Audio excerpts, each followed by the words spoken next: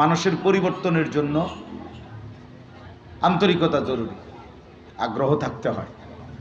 আল্লাহর কোরআন মানুষের পরিবর্তনের জন্যই নাজিল হয়েছে। আল্লাহ তাআলা মানুষের হেদায়েত, মানুষের জিন্দেগি সাজাবার জন্যই কোরআন নাজিল করেছে।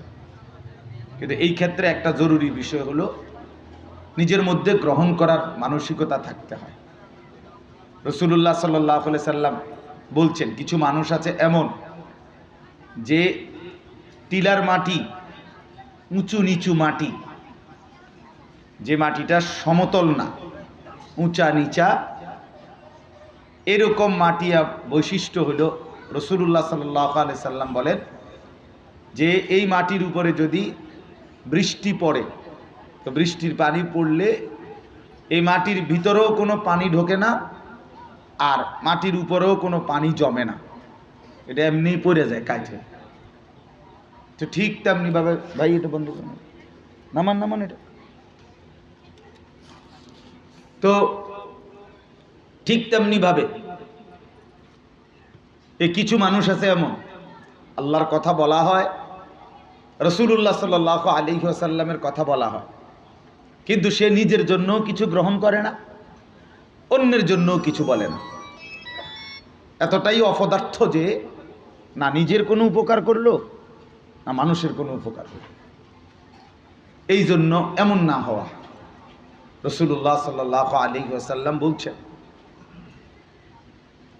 কোরআনুল কারীমের মধ্যে আছে, আল্লাহ তাআলা বলেছেন, ইয়া আইয়ুহাল্লাযীনা আমানু আলাইকুম আনফুসাকুম, হে ঈমানদারগণ, মুমিনগণ, তোমরা প্রত্যেকেই নিজেকে আঁকড়িয়ে ধরো, মানে নিজেকে গড়ে তোলো।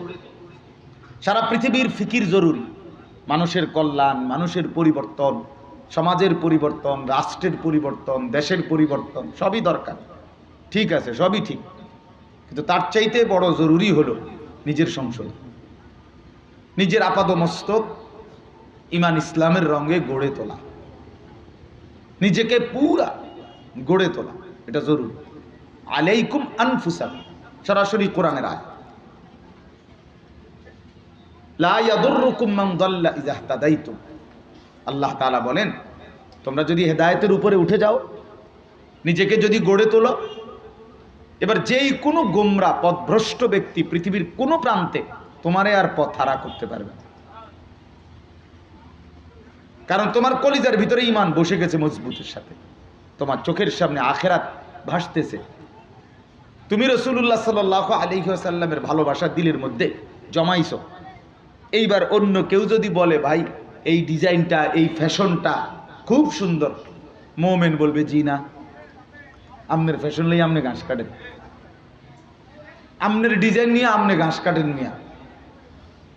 আমার রাসূল সাল্লাল্লাহু আলাইহি ওয়াসাল্লামের সুন্নাত যেটা, তরিকা যেটা, এটাই শ্রেষ্ঠ, এটাই সুন্দর, এটাই যৌক্তিক।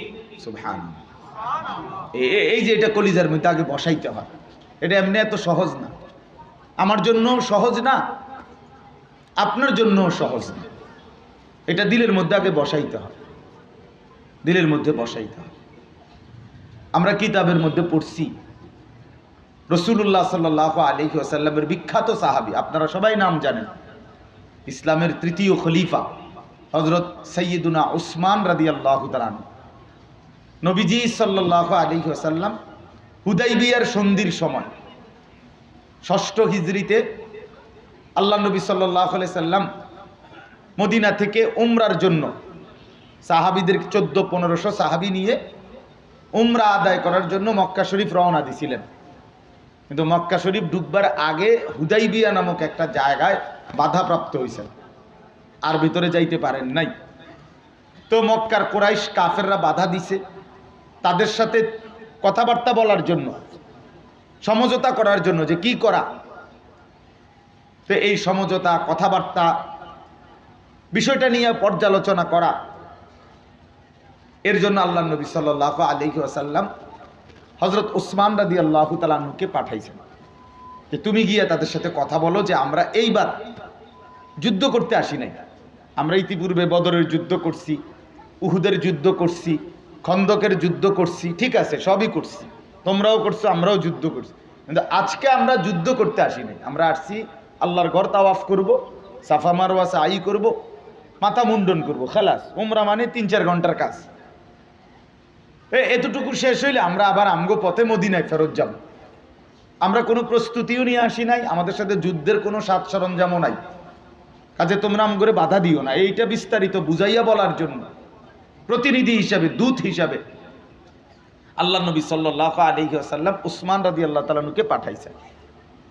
তো উসমান রাদিয়াল্লাহু তাআলা আনহুকে পাঠাবার পরে উনি মক্কার কুরাইশদের সাথে কথা বলার জন্য আগে ওনার চাচাতো ভাই, উসমান রাদিয়াল্লাহু তাআলা আনহুর চাচাতো ভাই আবান ইবনে সাঈদ তার নাম, সে তখনও কুরাইশ, কাফের, ইসলাম গ্রহণ করে নাই, পরে উনিও কালেমা পড়ছে।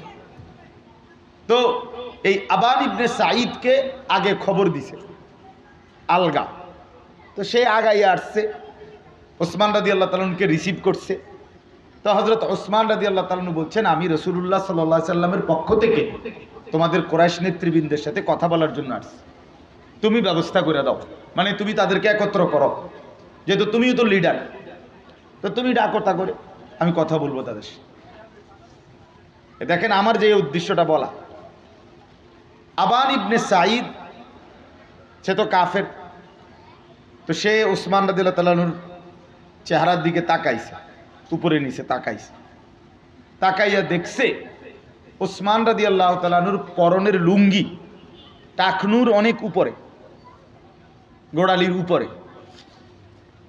আর কুরাইশদের নিয়ম ছিল, কাফেরদের, যিনি যত বড় নেতা সম্ভ্রান্ত তার লুঙ্গি টাকনুর ততটা নিচে ঝুলবে, যার কাপড় যত নিচে ঝোলে, যিনি যত বেশি রাস্তা পরিষ্কার করে তত বেশি উনি বড় নেতা, মানে কাপড়িটা যত হেঁচড়ায়।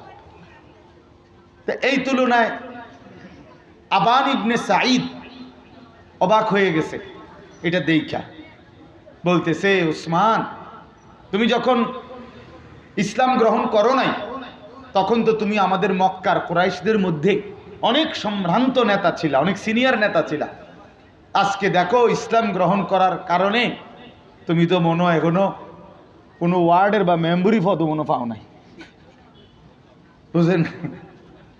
তোমারে তো মনে কোনো ওয়ার্ড সভাপতিও বানাইছে না, কারণ তোমার লুঙ্গি যে দূরটা রয়েছে উপরের দিকে, এতে বুঝাই যায় সম্মানিত কোনো পদ তোমার নাই। মানে সে তো বুঝছে যে যদি বড় সিনিয়র কোনো পদ থাকতো ইসলামের মধ্যে উসমানের, তো লুঙ্গি আরো নিচে থাকতো, বুঝেন নাই? তারা মর্যাদা নির্ধারণ করতো এর ভিত্তিতে।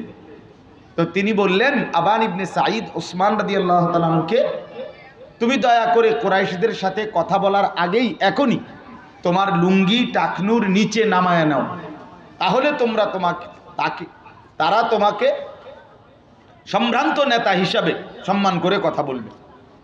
এই তখন আমরা স্পষ্ট কিতাবে পড়ছি, হযরত উসমান রাদিয়াল্লাহু তাআলা আনহু আওয়াজ করে বলছে, লা আল্লাহি হাকাদা ইজারু সাহিবু নবিয়িনা মুহাম্মদ সাল্লাল্লাহু আলাইহি ওয়াসাল্লাম, অসম্ভব কথা, আমি এক সুতা লুঙ্গি নিচে নামাবো না, আল্লাহর কসম এমনটাই আমার প্রিয় বন্ধু, আমার সাথী, আমার রসুল মুহাম্মদ সাল্লাল্লাহু আলাইহি সাল্লামের লুঙ্গি মোবারক, তিনি এভাবেই পড়েন। অতএব তার চাইতে বড় সম্মানী ইজ্জতওয়ালা আর কেউ হইতে পারে। অতএব তোমার এই সমস্ত দুনিয়ার কাফের কুরাইশ বেঈমান নেতার সম্মানিত হওয়ার জন্যে আমি আমার লুঙ্গি এক সুতা নামাইতে পারি না। এই সাহাবায়ে কেরাম যার কলিজার ভিতরে রাসূলুল্লাহ সাল্লাল্লাহু আলাইহি সাল্লামের আজমত মহব্বত এভাবে ঢুকছে, তো এক সুতা রাসূলুল্লাহ সাল্লাল্লাহু আলাইহি সাল্লামের খেলাফ করতে রাজি হয় নাই। তো আমার বলার উদ্দেশ্য হলো এই কথাটা, যে আমার ভাই, জিন্দেগির পরিবর্তনের জন্য দিলের মধ্যে আল্লাহর কথা, রাসূলুল্লাহ সাল্লাল্লাহু আলাইহি সাল্লামের কথা কলিজায় বসার জন্য যথেষ্ট পরিমাণ মনোযোগ দরকার, আগ্রহ দরকার, আন্তরিকতা দরকার, দিল দিয়ে শুনতে হয়, গ্রহণ করার মানসিকতা থাকতে হয়। আমি যদি মনেই করি যে এই সমস্ত কথা আমার জন্য না, বা এগুলো দিয়ে আমার কি হবে, আমি এগুলো মাইন্না পারতাম না, অথবা আমার পক্ষে এগুলো সম্ভব না, অথবা গাদ্দারি, ভিতরে ভিতরে অহংকারী ভাব। হুজুরদের এই সমস্ত কথা এগুলো আমরা শূন্য কোনো কুলাই তারতাম। হুজুরদের সব কথা ধরলে দুনিয়া চলতো না। না, দুনিয়া তো আমনে না চালান, আমনের আব্বা না চালায় দুনিয়া, দুনিয়া ওনার আব্বায় চালায়। কথা বুঝছেন না? হুজুরদের কথা ধরলে আর দুনিয়া চলবে না, কোরআনের কথা ধরলে আর দুনিয়া চলবে না। এই যে নাফরমানি কথা, কুফরি কথা, বেঈমানি কথা, কি পরিমাণ ধৃষ্টতা, কি পরিমাণ ধৃষ্টতা, অহংকার, বলে দেখেন, ভেবে দেখেন। এই জন্য এই গাফেল মানুষ, অমনোযোগী, গাফলত, খামখেয়ালি, অবজ্ঞা, তুচ্ছতাচ্ছিল্য, উপহাস, এরকম মানুষের পরিবর্তন হয় না। এটা জরুরি, আমি এই কথাটাই বলতে চাইছি। কোরআন শরীফে আছে, নাফরমানকে যখন জাহান্নামে ফেলা হবে, ইজা উলকু ফিহা সামিউ লাহা শাহীকান ওয়া হিয়া তাফুর, জাহান্নামের আগুন ভীষণ গরমে যে টকবক করতেছে, এই প্রচন্ড গর্জন, সমুদ্রের গর্জনের চাইতেও জাহান্নামের আগুনের গরমের গর্জন ধ্বনি নাফরমান জাহান্নামী শুনতে পাবে। তাকাদু তামাইয়াজু মিনাল গাইস, জাহান্নামী একটা নজর আগুনের দিকে তাকাইয়া দেখবে, রাগে ক্রোধে জাহান্নামের আগুন যেন ফাইটা যাইতেছে। হাদিসের মধ্যে আছে, জাহান্নামের আগুন যেন এক অংশ আরেক অংশরে আগুন, আরেক অংশ আগুনকে গিল্লা লাইতেছে, এত তীব্র গরম, প্রচন্ড আগুন। এই তীব্র আগুনের মধ্যে যখন জাহান্নামীকে ফেলবে আর ভীষণ চিৎকার করবে জাহান্নামী, তো ফেরেশতারা জিজ্ঞেস করবে, আলাম ইয়াতিকুম নাদির, এই বেঈমান চিল্লাও কেন, তোমার কাছে কি কেউ কোনোদিন এই জাহান্নামের ভয় দেখায় নাই? তখন সে স্বীকার করবে, ক্বালু বালা, প্রতিটা পাপী নাফরমান বলবে, হ্যাঁ আমার কাছে এসেছিল আল্লাহর পক্ষ থেকে ভয় প্রদর্শনকারী বান্দা। কত ইমাম, কত খতিব, কত আলেম, কত পীর, কত মাশায়েখ, কত আল্লাহর প্রিয় বান্দারা কেঁদে কেঁদে, ডেকে ডেকে, চোখের পানি ফেলে ফেলে আমারে আল্লাহর কথা মনে করাইছিল, আখিরাতের কথা বলছিল, কবর, হাসর, মিজান, ফুলসিরাত বলছিল, জান্নাত জাহান্নামের কথা বলছিল। ফাকাযযাবে না, আমি সবগুলোকে মিথ্যা মনে করছি। অকুলনা মা নাজ্জালাল্লাহু মিন শাই, আমি আরো বলছি অবজ্ঞা করে যে তোমরা মোল্লা মুন্সি যেগুলো বলো এগুলো আল্লাহ নাজিল করে নাই, পরে তোমরা বানায় বানায় বানায় বলার সময় এরকম অনেক মানুষের মানসিকতা আছে। ও হুজুরা কইতে লাইলে কইতুর বাড়াইয়াও কয়, হ্যাঁ মাইক ফাইলে কে না কয়।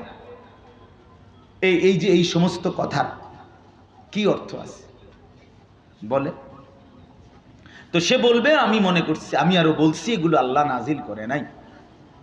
ইন আনতুম ইল্লা ফি যালালিন কাবীর, এই দেখেন আরো জঘন্য কথা। এই নাফরমান বলবে, ফেরেশতা ভাই আমি আরো ওই বলনেওয়ালারে বলছি যে তুমি সুস্পষ্ট ভুলের মধ্যে আছো, যে আমারে আখিরাতের কথা বলছে আমি তারে বোকা বলছি, যে আমারে কবরের কথা মনে করায় দিছে আমি আরো বলছি তুমি বেটা বেউকুফ বেটা, স্বাদ, আহলাদ, রং, তামাশা, ফুর্তি, আনন্দ কিছুই বুঝলা না, এই হুজুরের মতো গেল আটক, সিদার মতো। বুঝেন নাই কথা? এই ইন আনতুম ইল্লা ফি যালালিন কাবীর ওয়া ক্বালু লাউ কুন্না নাসমাউ আও নাকিলু মা কুন্না ফি আসহাবিস সাঈর। এই সেদিন জাহান্নামী নাফরমান বলবে, হায় ফেরেশতা ভাই আমি যদি সামান্য পরিমাণ কথাও আল্লাহর কথা শুনতাম, আও নাকিলু, আমি যদি একটু বুঝতাম শুনতাম, মা কুন্না ফি আসহাবিস সাঈর, তাহলে আজ আমি জাহান্নামী হতাম। আমি ভুল করে ফেলছি, আমি বিষয়টাকে পাত্তা দেই নাই। আমারে বারবার বলছে, আমার মসজিদে প্রতি জুমায় বয়ান হইতো, আমি পাত্তা দেই নাই। আমার মহল্লায় কত মাহফিল হইছে, আমি বিষয়টাকে কোনো গুরুত্বই দেই নাই। আমি কত কোরআনের কথা, হাদিসের কথা শুনছি, কিন্তু আমি বিষয়টাকে কোনো কিছুই মনে করি নাই। আমি যদি একটু গুরুত্ব দিতাম, একটু শুনতাম, আজ আমি জাহান্নামী হতাম না। ফাতারাফু বিযামবিহিম, আল্লাহ বলেন জাহান্নামী এভাবেই ফেরেশতার সামনে নিজের সমস্ত গুনাহ অপরাধের স্বীকৃতি দিবে, কিন্তু লাভ কি হবে? ফাসুহকাল লিআসহাবিস সাঈর, এই তখন সব শুই না জাহান্নামী বলবে দূর হ, তুই জাহান্নামী, জাহান্নামেই পড়ে থাক। অর্থাৎ কোনো সহমর্মিতা দেখাবার সামান্য রকম কোনো সুযোগ ফেরেশতার কাছে নাই। থাকবে কি কোনো মনে করেন? কোনো সুযোগ। আলাইহা মালাইকাতুন গিলাজুন শিদাদুল লা ইয়াসুনাল্লাহা মা আমারহুম ওয়া ইয়াফআলুনা মা ইউমারুন। কোরআনুল কারীমে আল্লাহ তাআলা বলেন আমার জাহান্নামের ফেরেশতা যারা, তারা সম্পূর্ণ আলাদা। আল্লাহ বলছেন জাহান্নামে দায়িত্ব পালন করে যেই ফেরেশতারা, তারা গিলাজ অত্যন্ত কঠোর, শিদাদ অত্যন্ত শক্তিশালী ফেরেশতা। এদের কোনো দয়া মায়া সামান্যতম ন্যূনতম কোনো আমি আল্লাহ তাআলা তাদের কলিজার মধ্যে দেই নাই। তারা অত্যন্ত পাথরের মতো শক্ত, মজবুত, পাষাণ। তারা আমার হুকুমের এক বিন্দু ব্যতিক্রম করবে না। আমি যা বলেছি তাই আযাব দিতেই থাকবে। লক্ষ কোটি চিৎকারে ফেরেশতাদের এক জাররা পরিমাণও মায়া দয়া আসবে। আল্লাহর কসম, এটা কোরআনের আয়াত। এই জন্য বন্ধু আমার, বাপ আমার, খামখেয়ালি করলে পরিবর্তন হয় না। আপনি বুটও খাইবেন, আল্লাহর কথাও শুনবেন, হ্যাঁ, মোবাইলও টিপবেন, আল্লাহর কথাও শুনবেন, মসজিদের সামনে কাতারে বসে বসে আপনি চাচা জিমাইবেন, আবার হুজুরের ওয়াজও শুনবেন, আবার আপনি পরিবর্তনও হবেন। পিছনে বসে বসে নওজোয়ান ছেলে দুষ্টামি করবা মসজিদে, ইমাম সাহেব জুমার বয়ান করতেছে, আর তুমি ভাই ধাক্কা ধাক্কি ঠেলাঠেলি মোবাইল টিপতেছো, হাসতেছো, মস্কারি করতেছো, কাউরে থাপ্পড় দিতেছো না। এত ফালতু মানুষের পরিবর্তন হয় না, এত বাজে লোকের পরিবর্তন হয় না। ফালতু ফালতুই থাইকা যায়, গাফেল গাফেলই থাইকা যায়। আল্লাহ তাআলা বেহেশত নিয়ে আটকাইয়া গেছে না যে আমার মতো আমদের মতো নাফরমানদের দিতে হইব। এটা কোনো লোকের শর্ট পড়িয়া গেছে না। কথা বুঝেন নাই?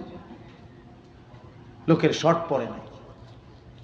আ'দাততু লিইবাদিয়াস সালিহিন, আল্লাহ তাআলা বলেন আমি জান্নাত বানিয়েছি আমার অনুগত, আমার হুকুম মাননেওয়ালা, আমার সালিহিন নেককার প্রিয় বান্দাদের জন্যই। মা লা আইনুন রাআত ওয়ালা উযুনুন সামিআত ওয়ালা খাতারা আলা কলবি বাশার। এমন জান্নাত বানিয়েছি যে জান্নাতের সৌন্দর্য কোনো চোখ কোনোদিন দেখে নাই, কোনো কান কোনোদিন শুনে নাই। কতটা সুন্দর হবে কোনো অন্তর কল্পনাও করতে পারে নাই, কল্পনাও করতে পারে। এই জন্য চলেন ভাই, আমি শুধু আজকের বয়ান না, আমার বয়ান না, যত ওলামায়ে কেরাম বয়ান করবে প্রত্যেকের বয়ান আন্তরিকতা নিয়ে মনোযোগ দিয়ে হোক। আপনার মসজিদের ইমাম কি মসজিদের ইমাম হয়ে গেলে বেটা ছোট হয়ে গেছে? কথা বলেন না কেন? এই ওয়াজ হইল নফল ইবাদত, আর মসজিদে যিনি 5 ওয়াক্ত নামাজ পড়ায় সে তো ফরজ ইবাদত আদায় করে, তো ওনার দামে না বেশি। কথা বলেন না কেন? কয় না কেডা ওয়াজ আমরার ইমাম সাহেব, আমরার ইমাম সাহেব।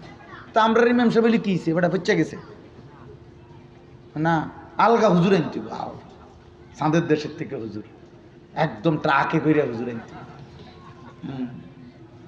ট্রাকে বিরাট হুজুর, 30 জনে আলগি দিয়ে আইনা হতাই বই না, এত বড় হুজুর, বিরাট হুজুর আনতে, বিশাল, 80 হাত লম্বা, 40 হাত পাশ, এরম একটা আইনা হুজুর হতাইলে তো এবারটা বদলাইব, নাহলে এত দুর্বল লোক হইলে এবারটা বদলাইতাম। ওনার বা বলে এরকম আমরার হুজুর দিয়ে হইতো না, আমার লাগে হুজুর আনতে হবে এরকম বিশাল হুজুর, যাতে মাথা তুললে আসার দিতে পারে। এবার আশ্চর্য, আমি প্রায় শুনি এ কথা, আফসোস লাগে আমার। আর এটা কোন কথা মিয়া? আমি তো সবসময় বলি বাপ, প্রধান বক্তা, বিশেষ বক্তা, প্রধান আকর্ষণ, সাংঘাতিক আকর্ষণ, অল্প আকর্ষণ, মোটামুটি আকর্ষণ, এগুলো সব ধোঁকা, ধোঁকা বেটা, ধোঁকা, এগুলো সব ধোঁকা। আল্লাহর কথা যে বলে, যখন বলে, যেই টাইমে বলে, যতক্ষণই বলে, সবাই দামি, সবাই দামি, সবাই দামি। তোমার এলাকার হুজুর বললেও দামি, আর বড় দূরের মানুষ বললেও দামি, আল্লাহর কথা বললেই দামি। যে জবান মালিকের নাম নেয় ওই জবান দামি, যে দেহ আল্লাহর হুকুম পালন করে ওই দেহ দামি, যে জিন্দেগি আল্লাহর গোলামি করে ওই জিন্দেগি দামি। আহসান ওমান আহসানু কওলাম মিম্মান দাআ ইলাল্লাহ। জনপ্রিয়তা ধোঁকা, জনপ্রিয়তার কিচ্ছু নেই। জনপ্রিয়তা 1 কোটি মানুষ আমারে চেনে তো কি হইছে? কবর রাজাব মাফ কি ভাই? কবর রাজাব মাফ তো তো কি হয়েছে? কি হয়েছে? কি এতে ফায়দা কি? 10 কোটি মানুষ আমারে চেনে, আল্লাহ তাআলা বললেন আনিস আমি নিলাম না। হ্যাঁ, আল্লাহ বললেন আমি গ্রহণ করলাম না। তারপরে কি হবে? এরপরে আর কোনো মর্যাদা আছে কি তখন? আল্লাহ যদি কাউকে গ্রহণ না করে, আবু লাহাব, আবু লাহাব যে নাম শুনছেন না নবীজির জামানার ওই বেঈমান চাচা, তো তার নাম কিন্তু আবু লাহাব না, তার নাম হলো আব্দুল উজ্জা। উজ্জার গোলাম মানে দেবতার নাম। কিন্তু সে এতটা সুন্দর ছিল, টকটুকা লাল সুন্দর, সুন্দরের বাপ। এই আবু লাহাব মানে সুন্দরের আব্বা, মানে এত সুন্দর ছিল সে। আবু লাহাব অত্যন্ত সুন্দর ছিল। আর বেলালে হাবশি একদম কালো ছিল, নিগ্রু ছিল, হাবশি ছিল। রব্বুল আলামিন বলেন বন্ধু আমার, সুন্দরের বাপেরে আমি গ্রহণ করলাম না, কালো বেলালকে আমি গ্রহণ করলাম। হ্যাঁ, ইন্না আকরামাকুম ইনদাল্লাহি আতকাকুম। রব্বুল আলামিন বলেন আমার কাছে সম্মানিত কেবলই সে আতকাকুম, নিজেকে গুনাহ থেকে শতভাগ বাঁচিয়ে রাখে, যে তাকওয়ার হক আদায় করে, যে নিজেকে মুত্তাকি বানায়, যে আমি আল্লাহর কাছে দামি শেষ। আল্লাহর নবী বলেন লা ফাদলা লি আরাবিন আলা আজামি ওয়ালা লি আসওয়াদ আলা আবিয়াদ। আল্লাহর নবী বলেন ওয়ালা লি আবিয়াদ আলা আসওয়াদ, কোন আরব দেশের মানুষের মর্যাদা নাই আলাদা অনারবের উপরে, কোন সাদা চামড়ার মানুষের মর্যাদা নাই কালো চেহারার উপরে। এটার কোনো মর্যাদার কিচ্ছু নাই। সাদাটা যার দান, কালোটা তারই দান। কথা বলেন না কেন? সাদা চামড়ার এই মানুষ বানিয়েছেন যিনি, কালো চামড়ার মানুষ বানিয়েছেন তিনি। আর তিনি বলছেন, সাদা চামড়াওয়ালারাও বলছেন আমি তোকে সবচেয়ে সুন্দর করে বানিয়েছি, কালো চামড়াওয়ালারাও বানিয়েছেন লাকাদ খালাকনাল ইনসানা ফি আহসানি তাকওয়িম, আমি তোকেও বানিয়েছি সবচেয়ে সুন্দর করে। আল্লাহ তাআলা বলেন না এই কথা? তো এটা কি শুধু সুন্দর চেহারাওয়ালাদের জন্য বলছেন এটা? তাইলে কি বোঝা গেল? মালিকের সবটাই সুন্দর, সবটাই আল্লাহর দান। এই জন্য ভাই আমার, বন্ধু আমার, চলেন আজকে যে কয়জন বাবা বসছেন নওজোয়ান সাথীরা, শুরুতে এটাই বলতে চাইছিলাম, প্রত্যেকেই আলাদা আলাদা শুনবেন। আলাদা শুনলে ভালো, নিজের ফিকির করেন, ঠিক আছে, মানুষের ফিকিরও কইরেন, যাকে আল্লাহ যেদুর হিম্মত দিছে। সাহস সবার হিম্মত এক না। আপনারা অনেক সময় বলেন না, যে কোনো বক্তারে, যে কোনো হুজুর রেই বা যে কোনো মানুষের, হ্যাঁ বলে না কেন, এই করে না কেন, আরে ভাই সবার হিম্মত একরকম না। কথা বলেন না কেন? সবার কাজের গতি একরকম না, সবার শারীরিক শক্তি একরকম না, সবার কর্মের স্পৃহা একরকম না। এটা আপনি একসাথ করলে হইতো না, তো সমান হইবে না। বুঝেন নাই কথাটা? মামুনুল হক দাঁড়াইলেই গর্জে ওঠে, মোশতাকুন নবী বসলেই কাঁদা ওঠে। তাই ওইটা গুণ, এটা দোষ। কথা বলেন না কেন? বুঝেন নাই? আবার এইটা গুণ, ওইটা দোষ। এই বুঝছেননি আপনি হিসাবটা? এটা বুঝতে হবে। এই জন্য আমি বললাম যে মানুষের কল্যাণ, সমাজের কল্যাণ, দেশের কল্যাণ, জাতির কল্যাণ, সারা পৃথিবীর কল্যাণ অবশ্যই প্রশংসনীয়, উচিত, কিন্তু সবচেয়ে বেশি জরুরি আত্মসংশোধন, আত্মফিকির নিজের, যে আমি যেন আমাকে বঞ্চিত না করি, আমাকে ভুলে না যাই, নিজেকে ভুলে না যাই। আমি সারা দিনে এত বড় একটা মাহফিল করলাম, কথার কথায় আমার এশার নামাজও পড়ার সুযোগ হলো না, মাগরিবের নামাজ পড়ারও সুযোগ হলো না। কেন? যেই একটা ঝামেলা গেছে, বেটা তুই করে চাইস মাহফিল, বেটা আমি তো বালাস 3 ওয়াক্ত পড়ছি না, তুই তো 3 দিনে নামাজ পড়তি না, হ্যাঁ বেটার জারি লয়।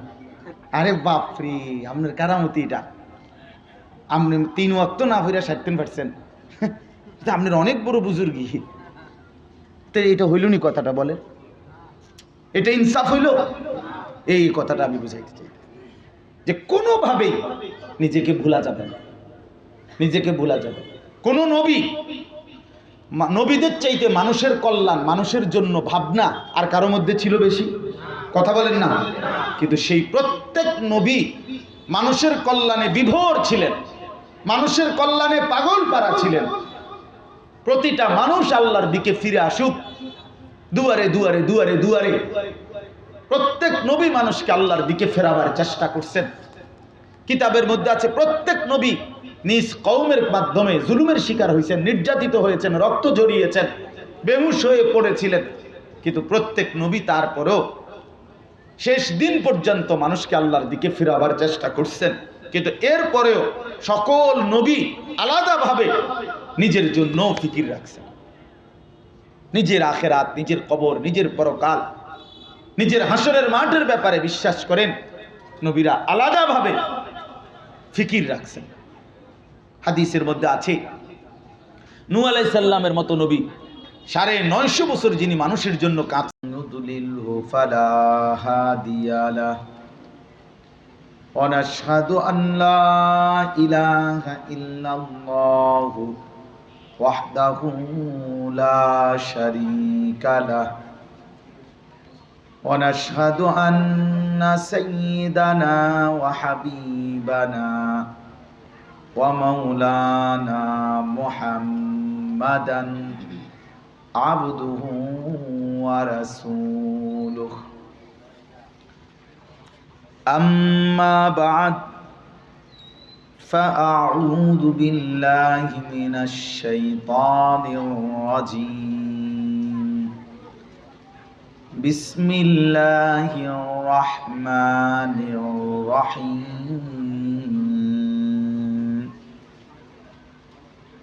إن المتقين في ظلال وعيون وفواكه مما يشتهون كلوا واشربوا هنيئا بما كنتم تعملون إنا كذلك نجزي المحسنين ويل يومئذ للمكذبين كلوا وتمتعوا قليلا إنكم مجرمون ويل يومئذ للمكذبين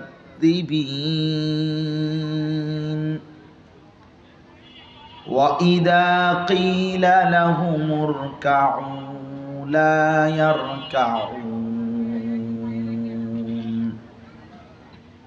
ويل يومئذ للمكذبين فبأي حديث بعده يؤمنون صدق الله مولانا العظيم وقال نبينا صلى الله عليه وسلم ما رأيت مثل الجنة نام طالبها وما رأيت مثل النار نام هاربها اللهم صل على محمد وعلى آل محمد كما صليت على إبراهيم وعلى آل إبراهيم إنك حميد مجيد اللهم بارك على محمد وعلى آل محمد كما باركت على إبراهيم وعلى آل إبراهيم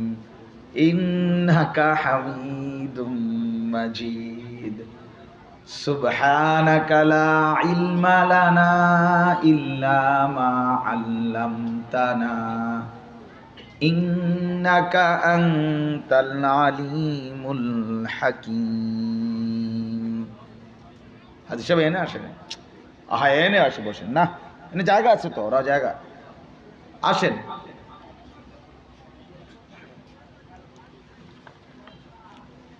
আলহামদুলিল্লাহ আল্লাহ পাক রব্বুল ইজ্জত জুল জালাল ওয়াল ইকরামের ফজল করম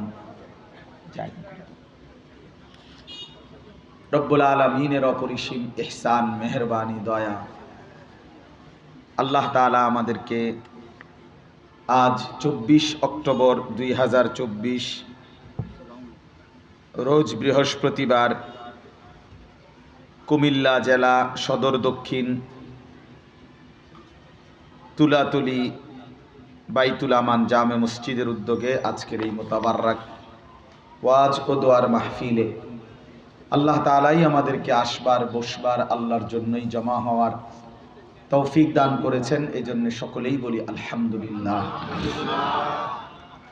মুআজ্জাজ মুহতারাম হাজিরিন আমি আপনাদের সামনে পবিত্র কোরআনুল কারীমের 29 নম্বর পারা 77 নম্বর সূরা কোরআনুল কারীমের সূরাটির নাম হচ্ছে মুরসালাত